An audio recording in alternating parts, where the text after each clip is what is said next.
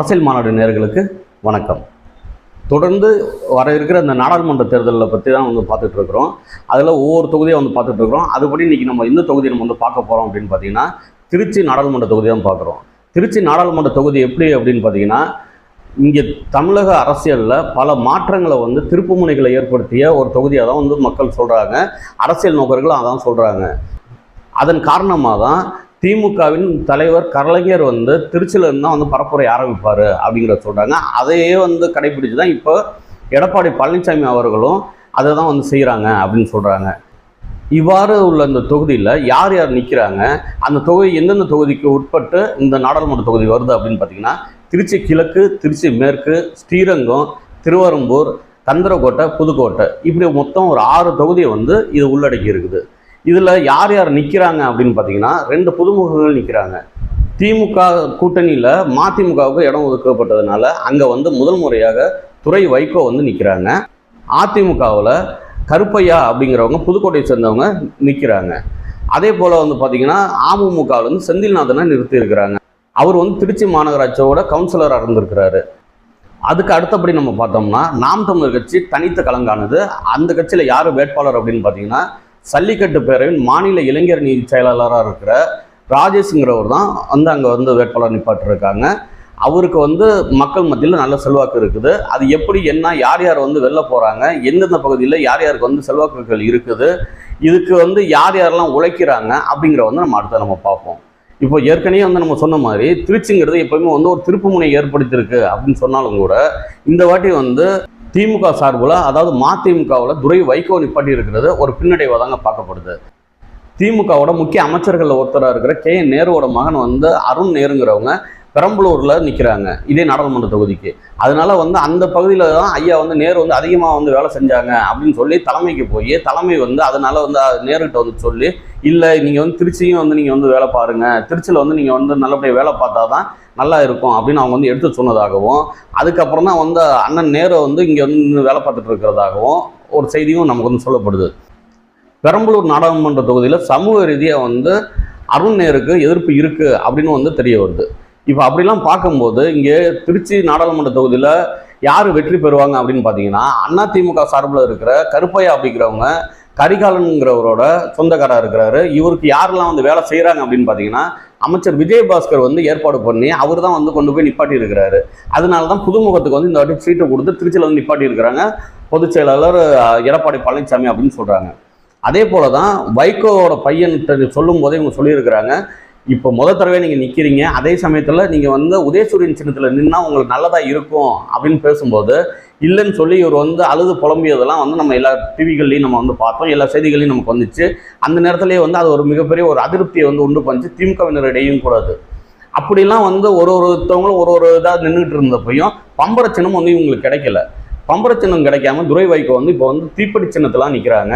அந்த தீப்பெட்டி சின்னத்தை எப்படி கொண்டு போய் சேர்க்க போகிறாங்க என்னங்கிறத வருங்காலத்தில் பார்க்குற மாதிரி இருக்கும். ஆனால் வேலை எப்படி நடக்குது அப்படின்னு பார்த்தீங்கன்னா, வெளியில் பார்க்கும்போது வேலை நடக்கிற மாதிரி தெரிஞ்சாலும் கூட உள்ளுக்குள்ளே சரியாக வேலை நடக்கலை அப்படிங்கிறதான் எல்லாரும் சொல்கிறாங்க. அதுலேயும் இந்த மண்ணுக்கு சம்மந்தம் இல்லாமல் ஒருத்தர் கொண்டாந்து இந்த இடத்துல நிப்பாட்டி இருக்கிறாங்க அப்படிங்கிறது ஒரு பின்னடைவாக தான் இருக்குது.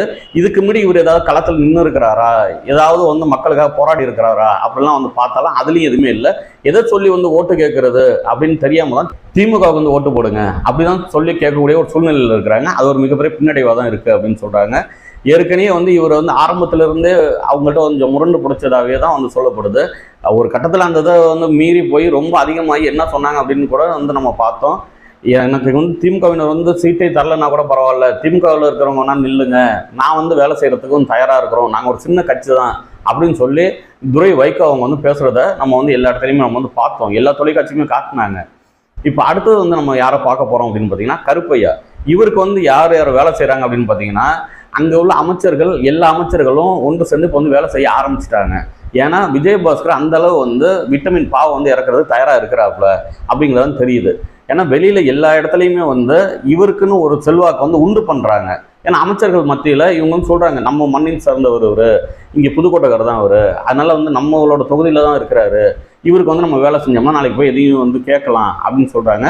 இவருக்கு தனிப்பட்ட முறையில் ஒரு பெரிய கெட்ட பேர் இருக்குது அப்படிங்கிறதெல்லாம் யாரும் சொல்லலை. இப்போ இது வரைக்கும் நம்ம பார்த்ததில் திமுக சார்பில் இருக்கிற மதிமுகவை பார்த்துட்டோம். அடுத்து அண்ணா திமுகவில் உள்ள கருப்பையை நம்ம பார்த்துட்டோம். அடுத்தது யார் இருக்கிறாங்கன்னு பார்த்தீங்கன்னா செந்தில்நாதன் இருக்கிறாங்க. செந்தில்நாதன் என்னவா இருக்கிறாங்க அப்படின்னு பார்த்தீங்கன்னா அங்கே திருச்சி மாநகராட்சியோட கவுன்சிலராக இருக்கிறாரு. அவர் அமமுக சார்பில் நிற்கிறாரு. பாரதிய ஜனதா கூட்டணி அமமுகவுக்கு திருச்சியில் சீட்டு ஒதுக்கி இருக்கு. அவர் என்ன செய்கிறாரு அப்படின்னு பார்த்தீங்கன்னா உள்ளுக்குள்ள சின்ன சின்ன வேலைகள்லாம் செய்து நான் வென்றுவேன் அப்படிங்கிற நம்பிக்கையில் நிற்கிறாரு. ஏன்னா அவர் தனிச்சு நின்று போய் 1 லட்சம் வாக்குகள் வாங்கினதா சொல்கிறாங்க. அதனால பெரிய ஒரு நம்பிக்கையோடு நிற்கிறாங்க. அடுத்தது யார் அப்படின்னு பார்த்தீங்கன்னா எல்லா தேர்தல்களையுமே களத்தில் தனிச்சு நிற்கிற நாம் தமிழர் கட்சி திருச்சியில் வேட்பாளர் நிப்பாட்டியிருக்கு. அவர் யார் அப்படின்னு பார்த்தீங்கன்னா சல்லிக்கட்டு ராஜேஷ் அப்படிங்கிற அடைமொழியோடு உள்ளவர். அவர் என்னவா இருந்தார் என்னவா இருக்கிறார் அப்படின்னு பார்த்தீங்கன்னா சல்லிக்கட்டு பேரவையோட மாநில இளைஞர் அணி செயலாளராக இருக்கிறாரு. சல்லிக்கட்டு போராட்டத்தில் முதன்மையாக நின்று களமாடியவர். எல்லா பகுதியிலையும் அவருக்குன்னு ஒரு பேர் இருக்குது. அது மூலியமாக அவர் நிப்பாட்டி இருக்கிறாங்க. அதுவும் இல்லாமல் அவருக்கு எல்லா பகுதியும் இண்டிவிஜுவாலிட்டி அப்படிம்பாங்கள்ல அந்த ஒரு பேர் இளைஞர்கள் மத்தியில் இருக்குது. புதுக்கோட்டை பகுதியில், கந்தரக்கோட்டை பகுதியில், காலாட்டிப்பட்டி பகுதியில், இது போல் பல பகுதியிலையும் இவருக்குன்னு ஒரு இளைஞர் வட்டம் முழுவதும் இருக்குது. இவ்வாறு பலம் வாய்ந்த வேட்பாளர்கள் 4 பேர் அங்கே நிற்கிறதுனால திருச்சி களம் ரொம்ப சூடாக இருக்குது. எல்லா பகுதிகளையும் அவங்கவுங்க வேட்பாளர்களை சொல்லி அந்தந்த கட்சியோட அந்த தொண்டர்கள் போய் வேலை செய்கிறாங்க.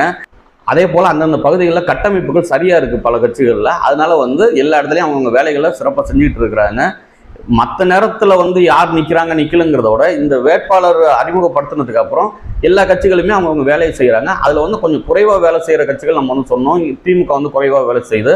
அதே போல் அமமுக அப்படிங்கிற கட்சிக்கு அதிகமாக வேலை செய்கிறதுக்கு ஆட்கள் இல்லைன்னு சொல்கிறாங்க. ஆனால் வேலை செய்கிறதுக்கு உண்டான அந்த ஒரு ஏற்பாடை அவங்க செஞ்சுட்டு தான் இருக்கிறாங்க. அதே போல தான் இவங்க நாம் தமிழர் கட்சியில் இவங்க இண்டிவிஜுவாலிட்டியாக எவ்வளோ ஊருக்கு போனாலும் இந்த பொருளாதாரங்கிறது இவங்களுக்கு மிகப்பெரிய ஒரு பின்னடைவு தான் இருக்குது. அதுதான் நம்ம பார்க்க முடியுது. இருந்தாலும் அதையும் மீறி இவங்களும் கடுமையான போட்டி கொடுத்துட்டு இருக்கிறாங்க அப்படிங்கிறதான் களத்தில் தெரிய வருது.